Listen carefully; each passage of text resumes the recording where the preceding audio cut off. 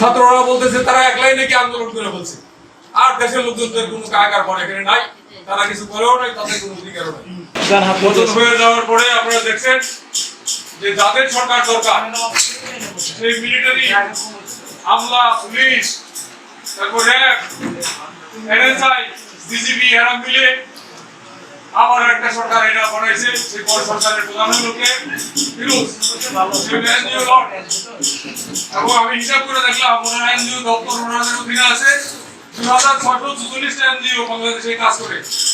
আমেরিকার president Donald Trump বলছে যে 29 বিলিয়ন টাকা আমরা বাংলাদেশে দিচ্ছি গণতন্ত্র প্রতিষ্ঠা করার জন্য।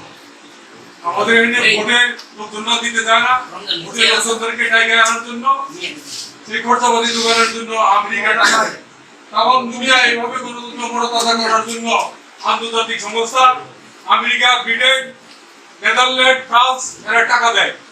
গণতন্ত্র মানে হলো জনগণের হাতে কোনো ক্ষমতা থাকবে না, ক্ষমতা থাকবে কয়েকজন লোকজনের হাতে, যেটার নাম দেওয়া হবে গণতন্ত্র। ওনারা 5 বছরের জন্য নির্বাচিত হবেন, মানে আমরা ভোট দিব, এরপরে আমাদের কোনো ক্ষমতা নেই, ক্ষমতাহীন।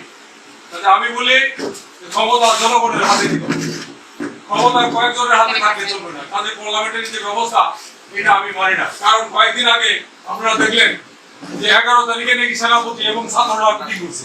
মিটিং করে একটা জায়গায় সেনাপতি বলছে যে আপনাদের কিছু আসন দিব, আওয়ামী লীগের কিছু আসন, নতুন আওয়ামী লীগ এগো কিছু আসন দিব এবং অন্যান্য দলদের কিছু আসন দিয়ে আমরা একটা পার্লামেন্ট বানাবো। তাই এটা খুব সুন্দর। সেটা আমাদের গণতন্ত্রের মর্যাদা হইলো ভাগ বন্টন করে এনএসআই, সিএফআই এবং আন্তর্জাতিক মাফিয়া চক্র যারা আছে এরা এটা করে দেয়, আর আমরা এটা খুব ভাবা বাজাই। একদিন ভোট দেয়, ভোটের অধিকার, বাকি দিনগুলি আমাদের কোনো অধিকার নেই। শ্রমিকদের অধিকার আদায় করার জন্য যে সরকার আপনারা দেখেন, এখানে শ্রমিকদের কোনো প্রতিনিধি নাই। শ্রমিকদের প্রতিনিধি কিছু কিছু করছে চোর, পাট খুনি এবং এনজিও রাইট বেশি এখানে এই সরকারের বিরুদ্ধে। এই দেশ সরকার কারা চালাচ্ছে, কি উদ্দেশ্যে উপদেষ্টা নিয়োগ করা হচ্ছে সেগুলি আমি জানি নাই। কাজে আমি বলবো শ্রমিক ঐক্য জিন্দাবাদ।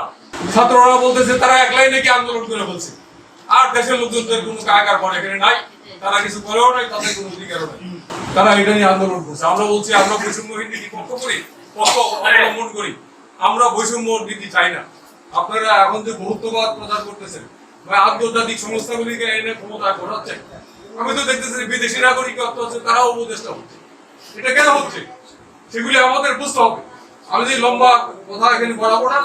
শ্রমিকদেরকে ঐক্যবদ্ধ হয়ে আমাদের আন্দোলন সংগ্রামের মাধ্যমে এই দেশকে রক্ষা করতে হবে এবং আমাদের অধিকার প্রতিষ্ঠা করতে হবে। দুনিয়ার মজদুর রাখাও, শ্রমিক ঐক্য জিন্দাবাদ।